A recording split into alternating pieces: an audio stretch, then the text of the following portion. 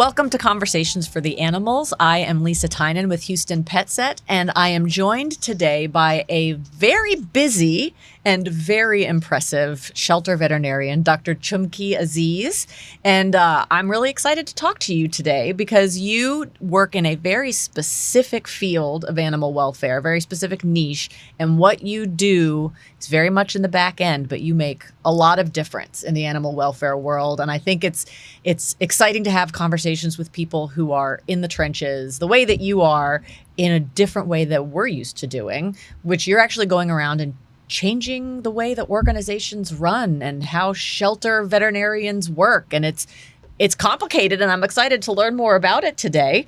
But before we start, I want you to be able to give a little bit of background on how you got where you got. I mean, you started and wanted to be a veterinarian and then went very specifically into something that not a lot of people do. Yeah, well, thank you so much, Lisa, for having me. This is it's fun to get to talk about Houston with you, but talk about sheltering and shelter medicine in general. I work in and for California, but my heart is in Houston because I was born and raised here in Galveston, actually. So it's really lovely to get to talk about Houston. But it is a good point. I work with a lot of shelters across the country, primarily in California now, some in Texas. But you know, there's something you said that I'll go ahead and say.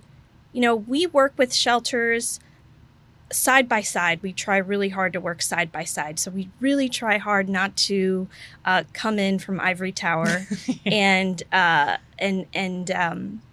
say that we know what's best, because we don't. We don't know what's best for your community or our community here. And so we try really hard to work side by side. But that brings me to Houston and to myself. So I am Bangladeshi-American and grew up in Lake City. Okay. And I moved away for long periods of time to go to school and to go do extra training and to do work. And I eventually came back because my heart is here in Texas and my family is here in Texas. But I will share with you that I didn't know I wanted to be a vet. Okay. That wasn't a part of our culture growing up. Interesting. And we never had a pet until one day my dad randomly brought home a pet. And my mom got really angry at him. Because in our culture and in our religion, it was considered unclean to have a pet. And that's how we were raised to feel as well. And my dad brought home a pet, and he was working at Jack in the Box in the drive-thru, and someone said, "Please take this pet. I can't care for it." And my dad didn't know what to do. Whoa. And he brought it home. And you can imagine that changed the trajectory of all of our lives. Yeah. And we went from not knowing anything about pets to becoming... One of us became a veterinarian. Yeah, right. But all of us became incredible pet lovers. I share that story only because it was just something very unfamiliar in our community and our culture. And the truth is, we didn't know how to raise a pet. Yeah. We learned, I think, from the things we saw on TV and movies. You know, we gave our dog milk. That was the first thing we did. The things you do when you don't know otherwise. But I think about that a lot nowadays, and I think about the work that Houston PetSet does, other organizations here in our community do, Barrio Dog. There's so many. We could name so many that make a point of going out and supporting communities that love their pets, but might not know and might not have access to how best to take care of them. Yeah. So I think about that a lot because that was our experience too growing up. It's so interesting. Something I think, especially people who work in animal welfare and who grew up with pets, we sort of think of like the default setting for people is pets and loving animals, but that just is not a universal. People are raised differently. People have different cultures. And it's a very, egocentric view, I think, that some of us take to not even think about the fact that, well, it's because they hate animals or bad. But no, they just didn't grow up with them. And it's a very it's important to have these multicultural views to think Yeah. we all come from different places. Yes, we just didn't know. Yeah. And I like to credit our family, our Bengali family in our community, with paving this path, because now tons of Bengali community Really? families in our community have pets. I know we didn't single-handedly do it, but that is a part of this story as well, right? Yeah. Is people talk and people go to each other's houses, and people recognize that I could do that. I could have a pet. I could care for a pet. A pet brings a lot of love to my life. Yeah. Maybe we could do that. So, yeah, there is a lot of love out there. And so why not take advantage of it, Absolutely. by sharing it with animals? Absolutely. So currently you work for the Koret Shelter Medicine Program at UC Davis. Prior to that, you were with the ASPCA, correct? That's right. Okay. So what was after you finished vet school, which, in and of itself is an accomplishment, what was your career trajectory that led you to shelter medicine? Sure. I went to school at Tufts in Massachusetts, knowing I wanted to go to Tufts because I was already interested in some form of population medicine, but I Okay. didn't know what that looked like. At Tufts, I met really incredible mentors who paved the path for me, including Dr. Emily McCobb, who is a shelter medicine and pain and anesthesiologist specialist at Wow. Tufts. So she is incredible and has impacted the field in many ways and impacted many students. And she supported me professionally, personally, when I was going through family stuff. You know how life is. Yep. And she encouraged me, and I ended up doing a shelter medicine internship at the ASPCA in New York. Mm-hmm. But that's an interesting internship because it's both sheltering, anti-cruelty work, but also general practice. Yeah. So general practice, ER, dentistry, you name it. Yeah.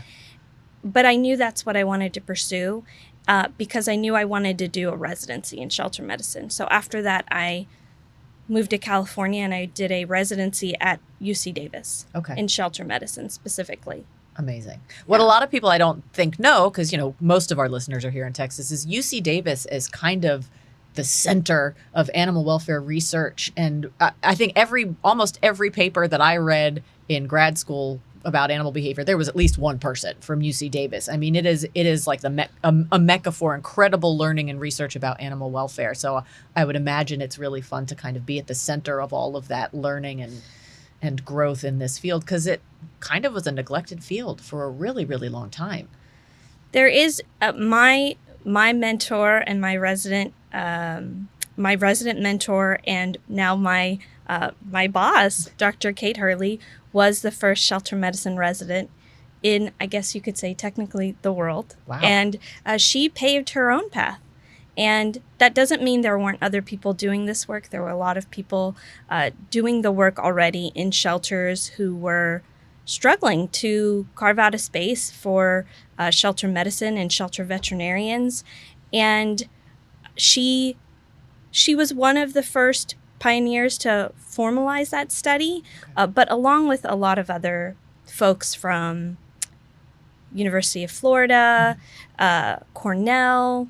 There were a number of schools, but also there are many, many schools now who are doing shelter medicine. It's so great. And it is wonderful to see that schools are valuing shelter medicine, community medicine, recognizing that we need to teach our veterinary students about access to care and what it means to provide care to every member of your community, not just certain members of your community who can afford or access high-cost care.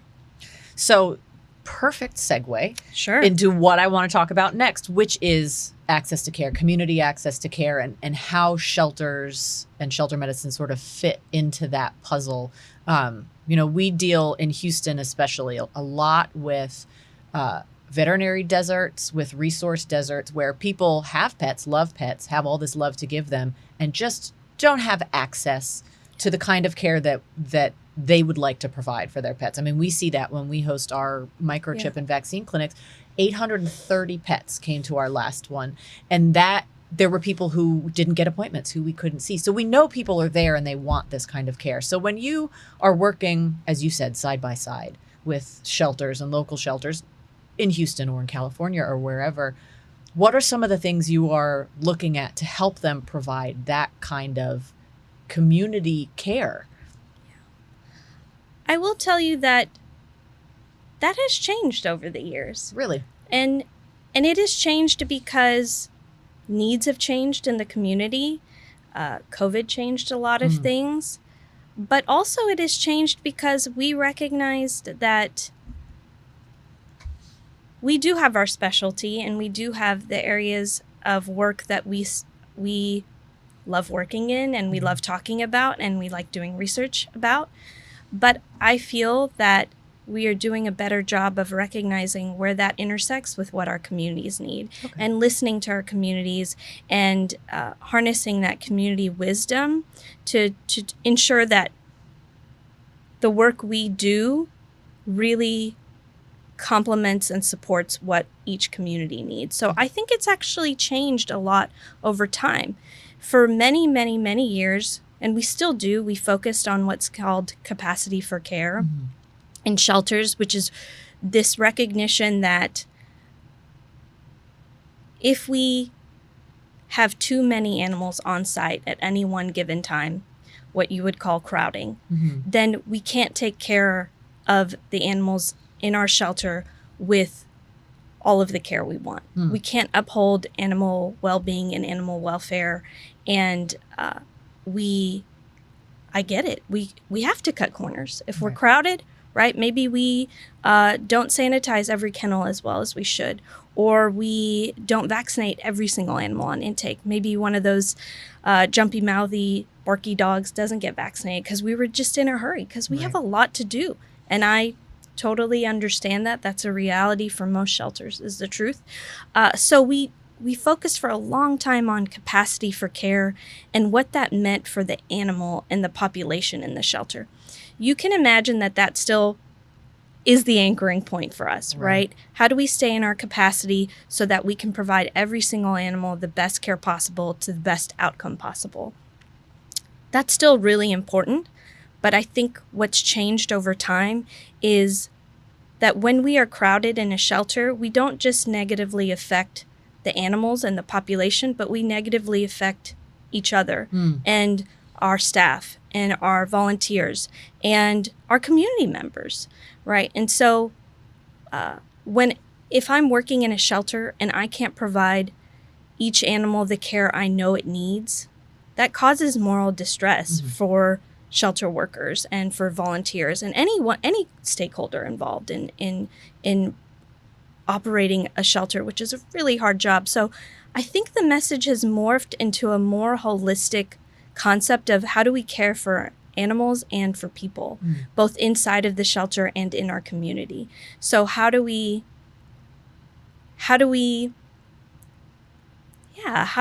put people first? Because every pet is attached to a person. And I totally get it. There are community cats out there. There are feral cats out there. There are street dogs out there.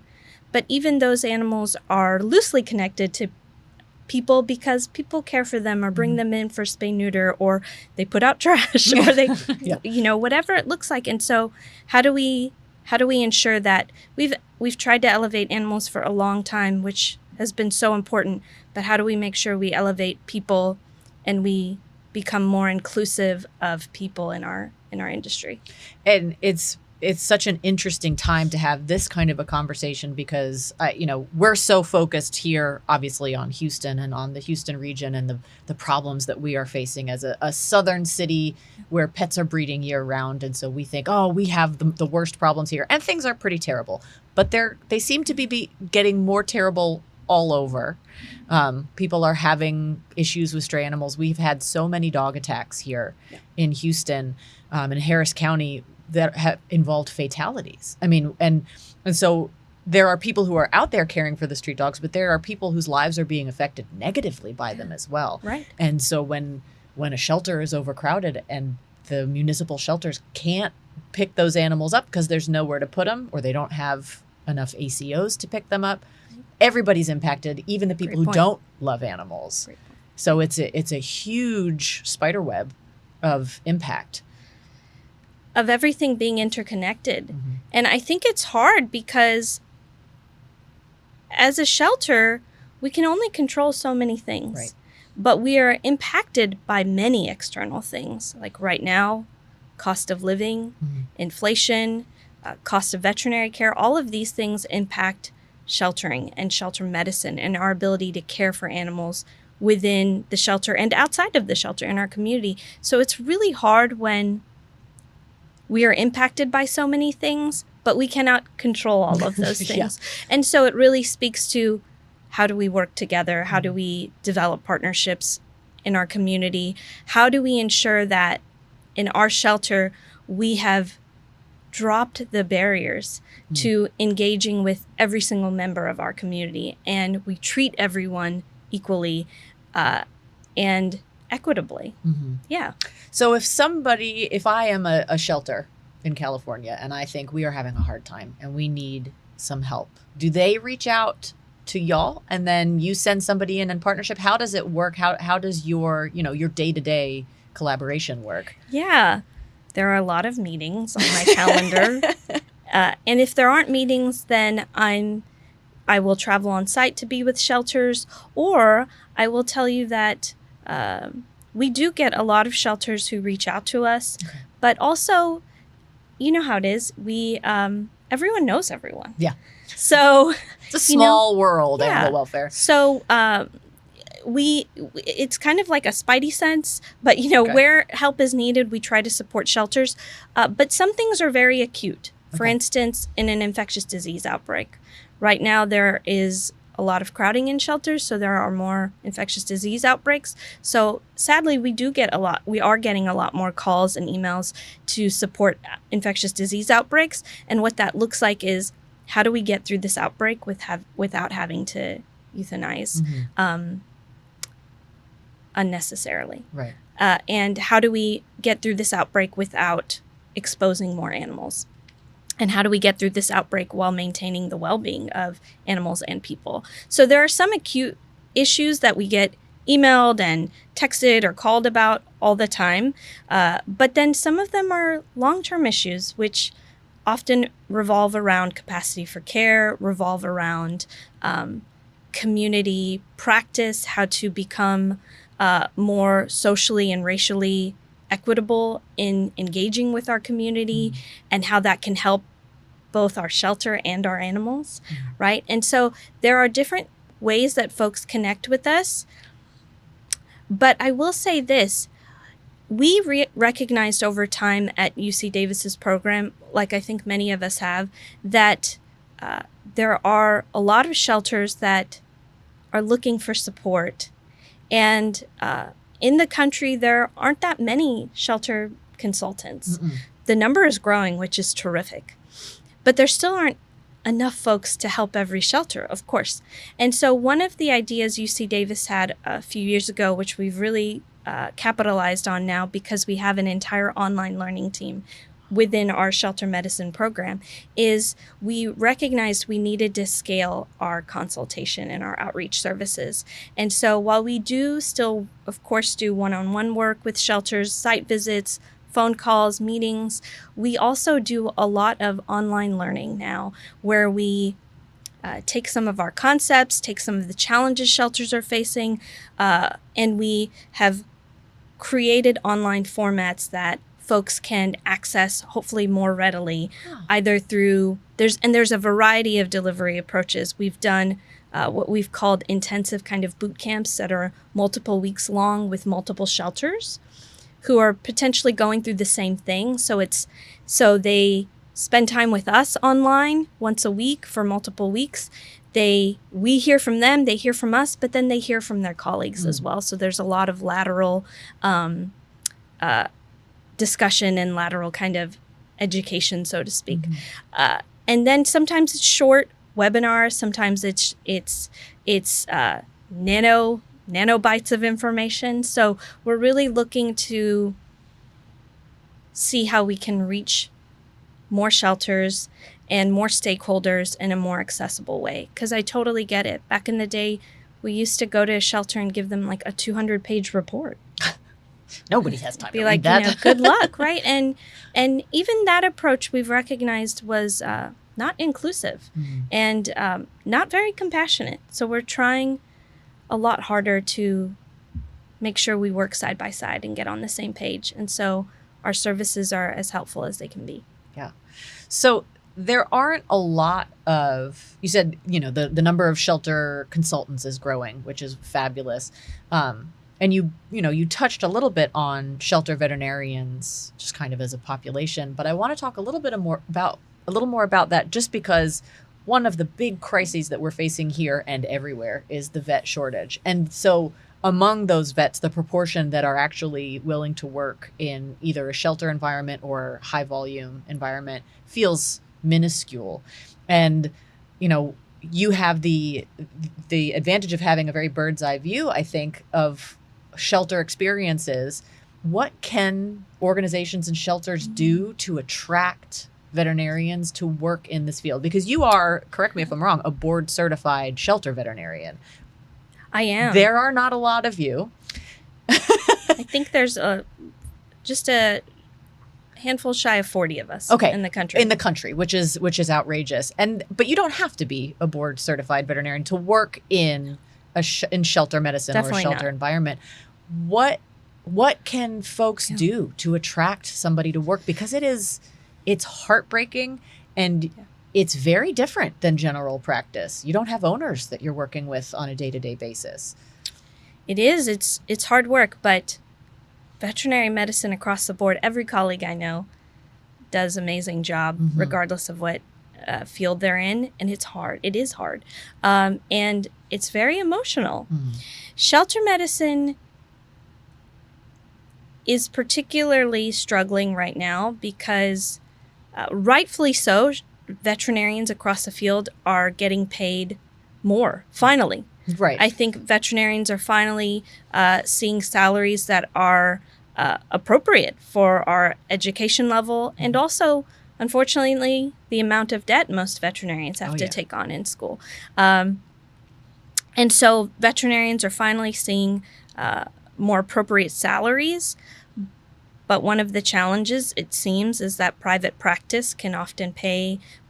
corporate practice can often pay more than a nonprofit can. And so it does feel like, and it did, especially when kind of the whole work industry was shaken up during COVID, that this is anecdotal, but we do see it play out in shelters across the country that a lot of shelter vets left to move into private practice. And I don't think salary is the only factor here, which plays into your question. A lot of it is culture. A lot of it is culture between leadership and the shelter vets and recognizing each other's autonomy and purpose and value. And so really, when a lot of shelter vets have recently been interviewed and questioned through surveys, either formally through research papers or informally through the Association of Shelter Veterinarians, ASV, many shelter vets will comment that one of the reasons they left, or one of the biggest contributors to a poor work satisfaction, is challenges with leadership not valuing their decision making, or not valuing their ability to not just do spay-neuter, because of course we could do spay-neuter all day and we could treat animals for upper respiratory all day. I understand that. But veterinarians also have a role in upholding welfare and well-being, and many veterinarians are highly skilled in shelter operations and I think can play a very integral part in ensuring that the overall shelter population is healthy and is moving through the shelter at an appropriate, what we call length of stay, that the flow is good. And so really recognizing and valuing the shelter vet for not just being a spay-neuter robot, but having more of a ability to contribute to the overall well-being of the shelter and the people in the shelter. So that's one of them, is how do we value our veterinarians and just ensure that we both have a good relationship when it comes to the shelter vet and the shelter leadership. The other top issue that shelter vets discuss when they talk about work satisfaction is staffing. So how do we ensure that every vet has the appropriate support staff on hand, not just in the surgical suite or in the medical clinic, but across the shelter, in terms of kennel staff and managers, whatever that looks like. So appropriate staffing and adequate staffing, trained staff, so that everyone can do the best job possible. So right now it's staffing, which we know everyone is struggling with, and workplace culture. Yeah. I mean, that makes sense to me. And I've seen, I've worked in shelter and seen that leadership is often at odds with the veterinary part of shelter operations, because herd health has to be taken into account, individual animal health has to be taken into account, public safety has to be taken into account, the current zeitgeist, I guess, of the no-kill movement and decisions being made because of public pressure that aren't necessarily the best decisions for the animals or for the herd health. So I can see how it would be a very complicated position to be in, to know, yes, you can't always offer the gold standard of medicine care, because you have to take every single animal as part of this whole population that also exists within a community, that also exists within a culture. Yes. That's spot on. That's a lot to have to try and manage. And I don't envy anybody who has to make those decisions. Spot on. And it's the shelter vet has a voice to contribute. But the truth is, every single staff member at the shelter has a voice to contribute, from the director to the shelter vet to our staff in the trenches, who are often from the community themselves and understand what the community is struggling with. Yeah. I think there's still, we're probably going to have you come back, because there's still just so much to talk about the intricacies of shelter medicine and sheltering within our communities. And we're at a very, it feels like tense time, maybe, in animal welfare, where just everything feels like an emergency all the time. And I know people are burning out left and right and suffering from compassion fatigue. And we can't afford to lose anybody else, because we're already so short on staff and volunteers. So I know that I can speak on behalf of my colleagues that we're grateful there are people out there supporting shelters through these complicated and complex situations. So it's really wonderful to know that there is a program out there that is working to help the people who sometimes are vilified and seen as, the part of the problem, when really they are the crux of the solution.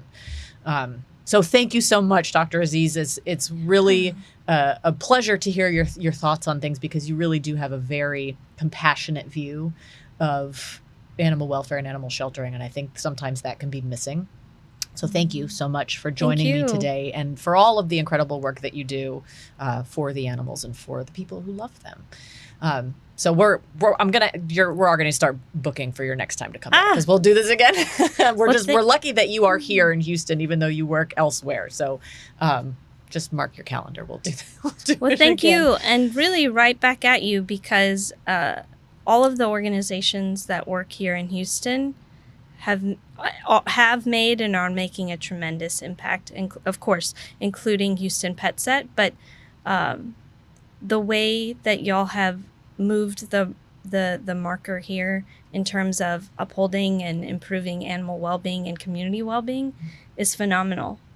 And really proud to be from Houston. Woo woo! H-Town proud. Awesome. Yeah. Thank you so much, Dr. Aziz, and thank you so much for tuning in. This has been Conversations for the Animals, and we will see you next time.